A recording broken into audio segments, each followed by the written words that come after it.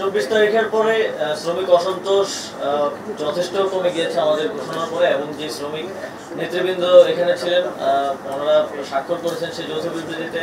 250-টিরও বেশি design option নিয়ে Walton smart fridge, বোঝে আপনার প্রয়োজন। ওনারা চেষ্টা করছেন শ্রমিকদেরকে বোঝানোর, কিন্তু কিছু জায়গায় আমি অযৌক্তিকই বলবো, কিছু জায়গায় শ্রম আইনের বহির্ভূত কিছু দাবি আছে, সেগুলো তো আমরা অ্যাকোমোডেট করতে পারবো না, কারণ এখানে একটা আইন আছে।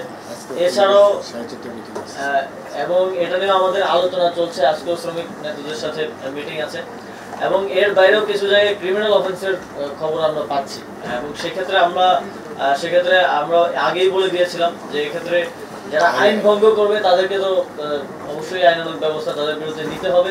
স্বরাষ্ট্র মন্ত্রণালয় সেটা নিবে, এবং আজকেও কিছু জায়গায় ক্রিমিনাল অফেন্সের সাথে যারা যুক্ত ছিল তাদেরকে অ্যারেস্ট করা হয়েছে। শ্রমিকদের ন্যায্য দাবিগুলোকে আমরা অ্যাড্রেস করেছি এবং সেগুলো নিয়ে আমরা কাজ করছি। আপনারা শুনেছেন 1 তারিখ থেকে টিসিবির কার্যক্রম আমরা শ্রম অঞ্চলে শুরু করবো, এবং সেটাকে 40 লক্ষ শ্রমিককে টার্গেট করা পর্যন্ত এটা হচ্ছে আমাদের লক্ষ্য।